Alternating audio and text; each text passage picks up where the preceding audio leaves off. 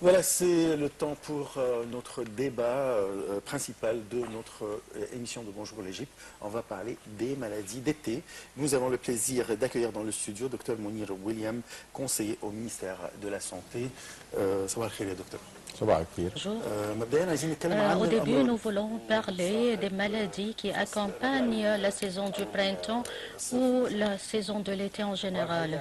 En réalité, au cours de cette période, nous trouvons que ces maladies concernent des choses très importantes, à savoir la hausse de la température, l'accroissement de l'humidité dans l'air, et il y a une troisième maladie qui sont liées à l'accroissement de la sécrétion de la sueur au sein du corps humaine, et ces maladies peuvent être divisées en deux catégories. Une catégorie qui inclut les maladies cutanées contagieuses, et d'autres catégories, ce sont les maladies cutanées non contagieuses, c'est-à-dire qui ne sont pas transmissibles. Concernant la première catégorie, puisque j'ai dit contagieuse donc ou infectieuse, donc il y a des maladies des bactéries, spécialement une maladie qui peut sévir en été comme l'acné. Il y a le groupe des maladies parasitaires, en tête desquelles figurent les maladies de l'épiderme, et on va évoquer ce thème. Et la troisième catégorie des maladies, ce sont les maladies virales, en tête desquelles figurent le herpès du système nerveux. Ensuite, il y a deuxième catégorie des maladies non infectieuses, et comme j'ai déjà dit, ces maladies sont liées à la température, l'humidité et la sueur, et les non infectieuses sont divisées en deux groupes. Alors le premier, c'est l'eczéme, et le deuxième groupe, ce sont les maladies les plus connues depuis le début du printemps jusqu'à le début de l'hiver. Quel est le risque de ces maladies? Le risque de ces maladies, concernant les maladies infectieuses, sont transmissibles très rapidement, c'est-à-dire concernant l'acné, l'acné est transmissible et infectieuse. Alors, quand une personne a des acnés et il met son doigt sur l'acné, si quelqu'un embrasse l'autre, s'il dort sur le coussin d'une autre personne, et s'il utilise la serviette d'une autre personne, alors l'acné devient transmissible. Et donc, si je me concentre un peu sur l'acné, je peux dire que l'acné, c'est une maladie qui peut contracter les deux genres à un même taux d'égalité, mais les femmes souffrent beaucoup de l'acné, et l'acné se caractérise par deux points essentiels. Premièrement, l'acné se caractérise par des boutons de couleur blanc, et d'autres acné ayant des boutons noirs. Alors, ces deux groupes de l'acné, quand on parle de ces deux groupes, l'acné ayant des boutons blancs, alors quand la personne met son doigt sur l'acné, alors il peut causer des souffrances. Mais l'acné ayant des boutons noirs se trouve sur l'épiderme, et il est préférable d'éliminer les acnés ayant des boutons noirs. Et la ligne de traitement de l'acné blanc est liée à la propreté personnelle et à l'usage de certains types de savon et à l'usage de certains antibiotiques, parce que le microbe qui touche l'acné se trouve dans l'acné et il se cache sous l'épiderme. Pour cette raison, on a besoin d'utiliser l'antibiotique. De même, dans les piscines également, et la sueur, tout cela affecte l'apparition de l'acné. Il y a des acnés qui peuvent toucher le crâne et la tête, d'autres qui touchent le corps, d'autres qui peuvent toucher les cuissons et les seins, et un autre type qui peut toucher les ongles. Ce sont 5 de ces maladies cutanées.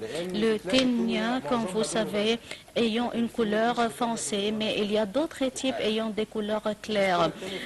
Concernant le ténia, alors la maladie se cache sous l'épiderme et peut changer la couleur.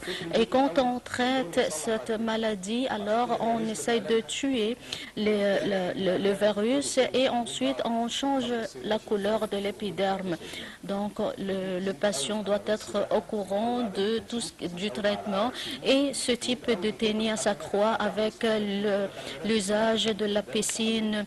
Et quand tu prends le bain, alors l'humidité peut affecter négativement l'épiderme et ça sera un milieu fertile pour l'apparition des parasites. Concernant le troisième type, les virus, en tête desquels figure le herpes.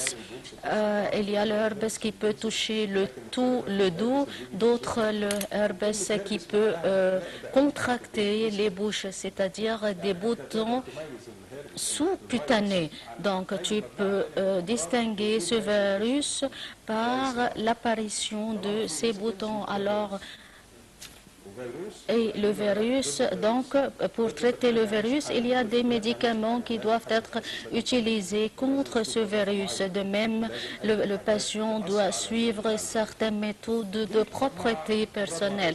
Donc, comme j'ai déjà dit, ce sont des maladies infectieuses qui sont transmissibles à travers le contact direct, à travers l'usage des serviettes des autres. Il y a d'autres maladies non transmissibles comme l'eczéme. Il y a dans le domaine médical, on dit toujours que toute chose sous le soleil peut causer l'eczéme. Les habits peuvent causer l'eczéme, la haute température, la froideur peut causer l'eczéme. Donc tout ce qui est sous le soleil, il y a l'eczéme. Les médicaments peuvent causer le contact et la friction peut causer l'eczéme. Alors c'est une sorte de friction forte qui peuvent causer comme vous savez, les femmes au foyer peuvent contracter l'eczéme par l'usage du chlore. Donc, l'eczéme est différent des autres maladies intitulées l'artécaria. Donc, ce sont des boutons rouges très élevés de l'épiderme et se trouve dans une partie de l'épiderme et elle est transmise vers un autre côté. Mais l'eczéme se trouve dans le même endroit. Concernant l'artécaria, si elle touche la bouche, comme vous savez, il y a un gonflement de la bouche et il y a un gonflement de larynx et pharynx et il peut causer un étouffement. Il y a un gonflement du pharynx et la personne est incapable de respirer facilement. Donc comme vous savez, l'artécaria peut causer une élévation de la surface et de l'épiderme et elle disparaît dans un endroit et elle peut être transmissible vers une autre partie de l'organisme humain. Mais l'eczéme reste toujours dans sa place.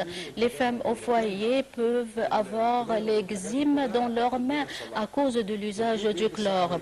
Donc si quelqu'un porte une montre, la montre peut causer une sorte de friction et peut causer l'eczéme. Donc l'eczéme peut être causé à cause de la friction. Est-ce que vous pouvez nous donner un conseil pour éviter de telles maladies? Le premier conseil à donner, c'est de préciser les causes de cette maladie. Je ne peux pas traiter les bactéries en tant que virus. Donc, quelles sont les mesures préliminaires qu'on peut adopter pour éviter l'apparition de cette maladie?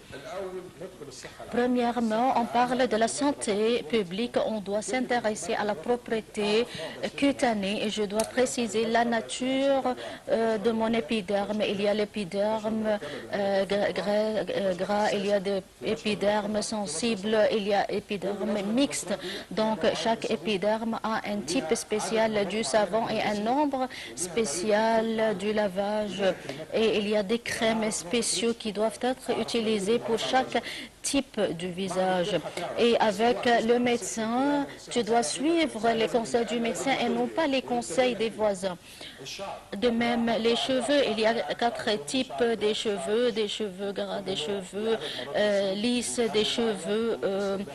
Donc, chaque type de cheveux a certains types de shampoing et de crème. Donc, je dois préciser le type des cheveux. Le deuxième point, la nutrition. Je dois accorder un intérêt à la nutrition, spécialement aux légumes, incluant la vitamine A, qui est considérée comme la base essentielle de l'épiderme, des ongles et des cheveux. Je vais trouver la vitamine A dans les légumes jaunes et dans les légumes verts. Et de cette façon, l'épiderme devient plus puissante. Et je m'intéresse aux légumes qui incluent des vitamines E qui fortifient les cheveux. Donc, je dois m'intéresser à la nutrition. Et troisièmement, le système de la propriété publique.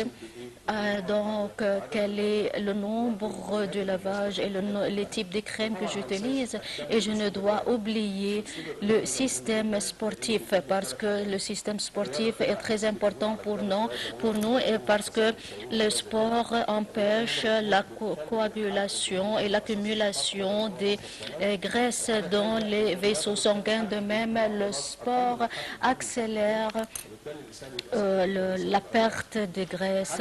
Le troisième point que je voudrais donner, je conseille à chaque personne d'être dotée d'une volonté. Donc, la personne qui suit un régime alimentaire doit être dotée d'une volonté très puissante. Tous ces conseils seront profitables pour les téléspectateurs de manière à les suivre dans leur vie quotidienne. Je remercie Dr Mounir. Merci. Alors, c'est la fin de notre émission. On se retrouve demain à la même heure pour une autre émission de Bonjour l'Égypte. Oui, à présent, chers téléspectateurs, on vous laisse la remise des prix de la 22e édition du concours de récitation du Coran. Voyons ensemble.